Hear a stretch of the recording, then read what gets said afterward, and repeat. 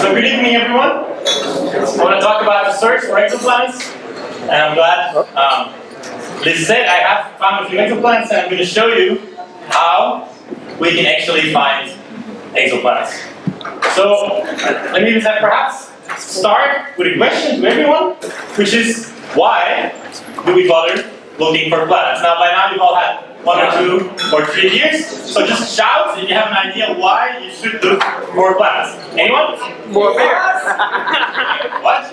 Aliens. Aliens. Alien beer. What? Alien beer. Yeah? Any other reasons that's not aliens? Science. Yeah? Good? Science? To find a planet like Earth, more space. Okay, some people are worried about the nuclear war, so then we have to move to another planet. Okay. All of those are good reasons. I normally like to start with the first one, to me, which is because it's kind of cool to look for planets, and you're kind of fascinated by whether or not there are planets in other systems. But more scientifically, I think there's 2 broad categories of reasons why people look for planets. The first one, which strangely nobody mentioned, despite having a whole talk about the topic, is formation of planets. How did the Sun, the Earth, and how did planets form?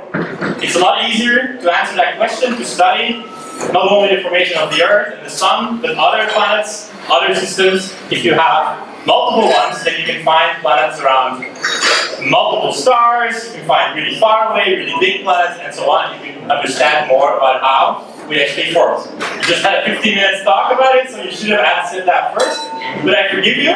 The second answer that was shouted right away is, yes, are we alone? Are there aliens? I don't know. But the question here is, are there planets like the Earth? And if so, do those planets like the Earth perhaps have oceans, have rivers, have mountains, have trees, have dinosaurs, or have aliens? We don't know, but in any case, the first step towards answering that question would be to actually find those planets. And there, we are actually making a lot of progress. And in just about 20 years now, we found several thousand new planets. So, while we haven't quite answered this question yet, I would say that we are getting close, and perhaps during our lifetime, we might actually know the answer to this question. Now, I want to talk about how we find those planets. And so I googled exoplanets. Is that not what you do if you want to find something, right? So I googled exoplanets, and I came up with all kind of nice images, perhaps something like this one. This is what I found when I said exoplanets. Came up in Google. It looks like a really nice place, to be honest. You know, it's like volcanic rock, perhaps. There's a star here, another star. It's a planet around 2 stars. Now, this is not how, as an astronomer, we actually see an exoplanet. It's called an artist's impression. It's an artist who draws something based on perhaps some ideas of how planets could look like, but we don't actually quite know if that's true or not. That's an artist's impression of a planet. So I kept on Googling, and the next thing I found was something like this. Seems like volcanic rock or something like that. Icy something, I don't know. This kind of strange planet. It actually looks remarkably like Iceland. This is the northern light, and this is me. Yeah, this is not an exoplanet. I just took this picture a few weeks ago. So obviously we don't quite know how exoplanets look like.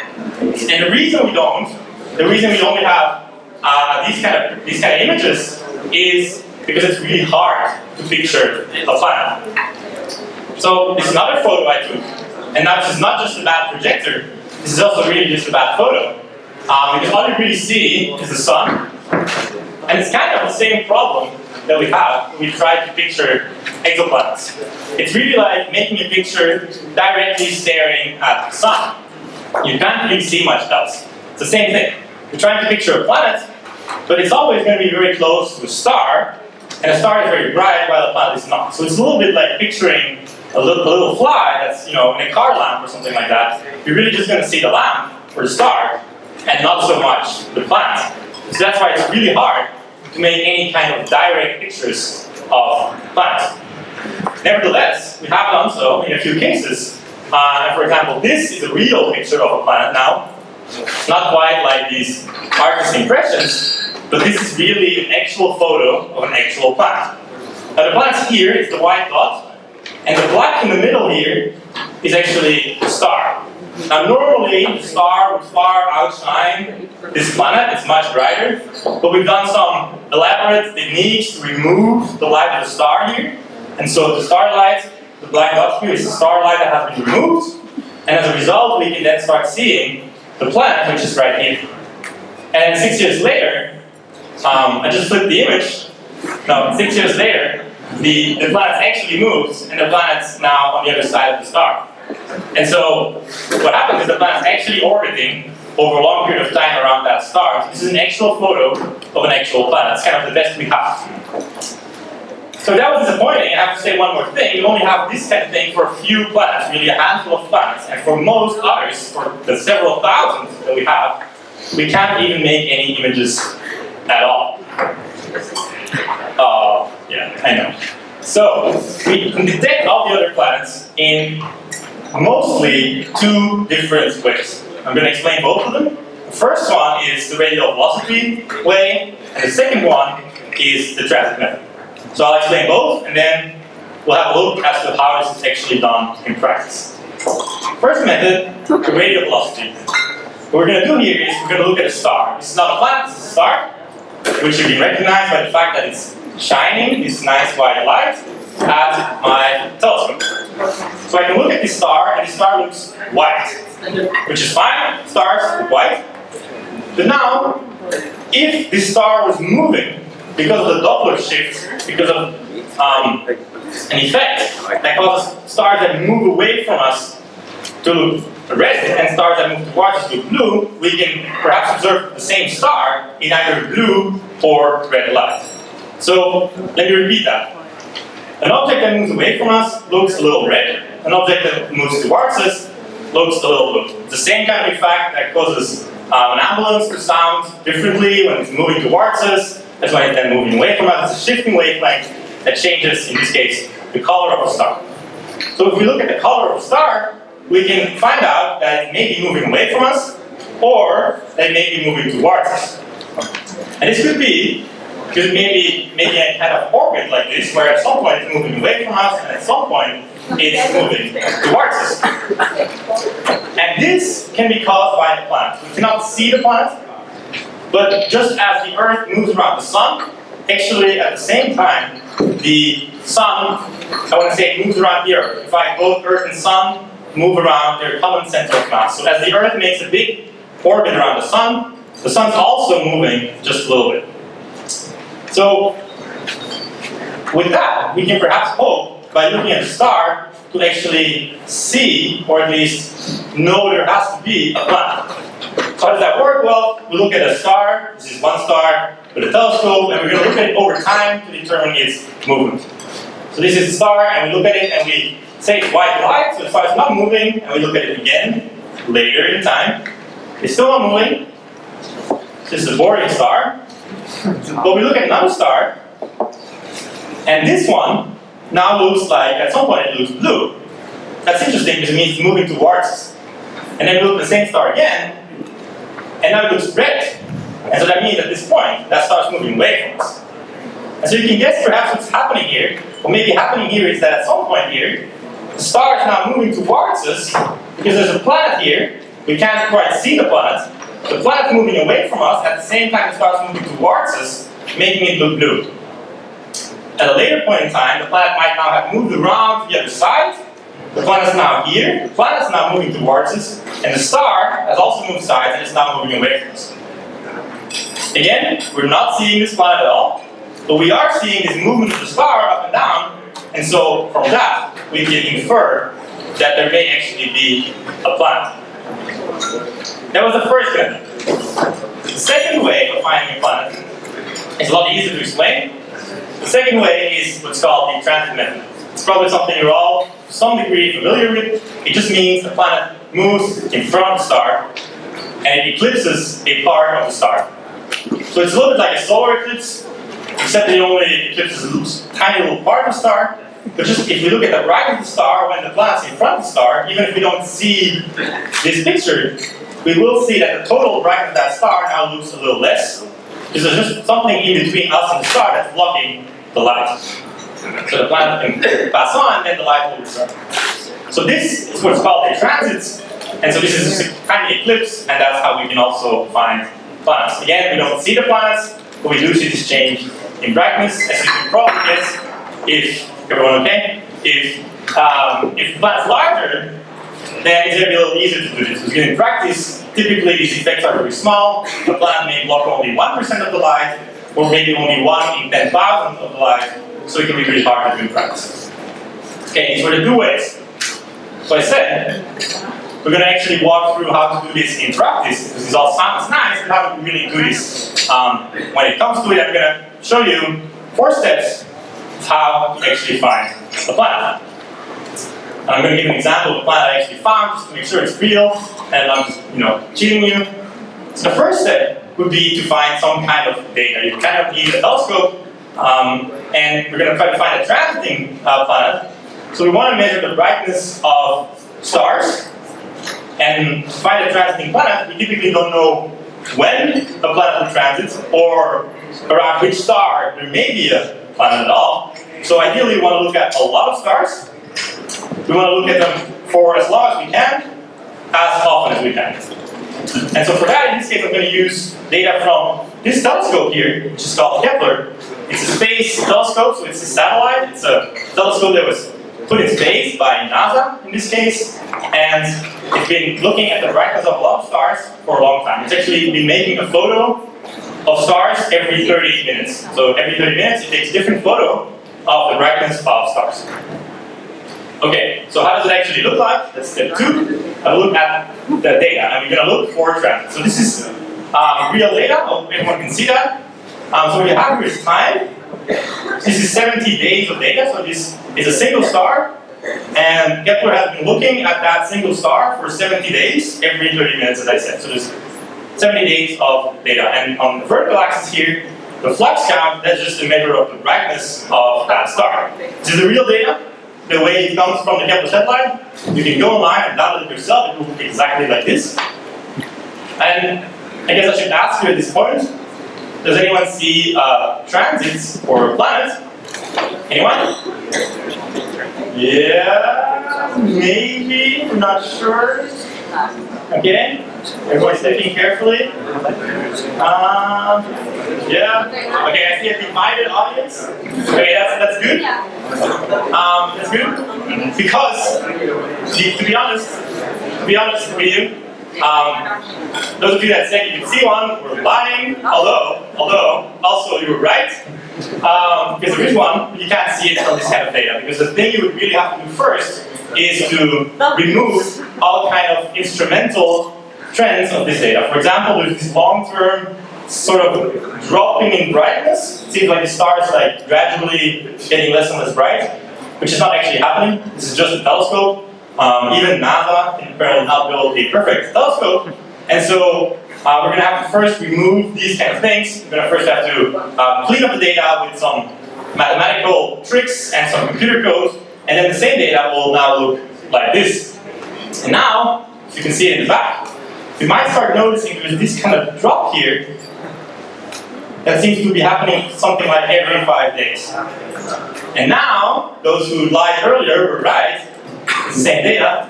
You can actually start seeing a transit. And if I'm going to put this data in a more clear way, I'm going to just show 5 days of it.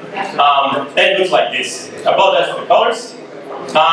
So you see here, this is the brightness of the star, and then here for a few hours there is this drop in brightness of the star, and then it returns, comes back to its normal brightness, and 5 days later, the same thing is happening again. So from the looks of it, what's happening here, kind of clearly, is that every 5 days you have this drop, which really looks like this kind of drop. It's not quite as perfect, but it looks pretty good. So it doesn't look like a planet's crossing every 5 days in front of this star. So, if you're like a sloppy researcher, had a year or two already, you say we're done, but I said there's 4 steps. So we're going to try to be a little more careful. Because it certainly looks like a transit, but perhaps it's not. I mean, after all, we haven't quite seen a planet in any real way, and so we could be concerned that what we're seeing here is not actually a planet, but it's actually perhaps something else. What kind of something else? Well, could be a binary star, for example. Binary stars, double stars, are two stars that orbit around each other. They also can eclipse. Two stars can eclipse each other, and so that will also cause something that looks like a transit. You might say, well, that's going to be a lot deeper or something like that, but it can be diluted by other stars, and so eclipses of binary stars can look very similar to eclipses of planetary transits. And so, of course, unless you're interested in finding binary stars, you probably didn't come here for that, you wanted to find a planet, so we don't want to have these kind of scenarios. We don't want to have any confusion. So there's several ways to avoid this problem, to make sure this is not what's happening, and to make sure we have a real planet. And I guess the most straightforward one is, well, if only we had another way to find a planet. Because we have the transit method, and we have the radial velocity. Good job, everyone. Proud. People actually said it. We have the radial velocity method. Exactly. So what we're going to do now is we're going to look at the same star that we already suspect has a planet.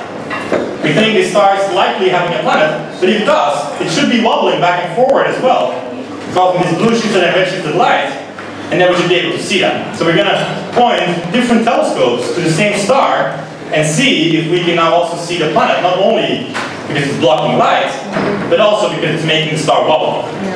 And that's what we did. I'm going to show you the actual figures from the actual publication last year. So that's how they look like. This is a real figure from a paper. This is the original data again. There's now a model here of the transits. And here we have the residuals, which means the model's been subtracted from the data, which is, everything looks pretty flat here, which is what we want if the model is good. And then we also observed radial velocity of this star, and things look like this. These are 3 different telescopes around the world, and you can actually see this wobble again. There's this model, and then this is the data here. I'd say it's not quite perfect, but it's good enough for me. It clearly looks like a planet, so we see it in 2 ways now. So for me, as an exoplanet astronomer, this is something of like the best picture of planet that we have. We can see its transit, we can see its wobble on the star. So that's where we are really quite done, and we can really confidently say that we actually found a new planet. Great. This was step 3.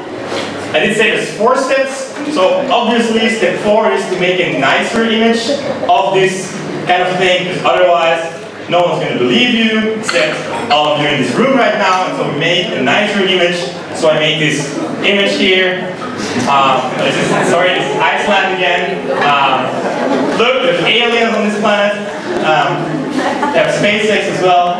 This is Iceland, but I did make a nicer image. It looks like this. And this planet's called 8Q39b. The actual planet's right here, a little black dot.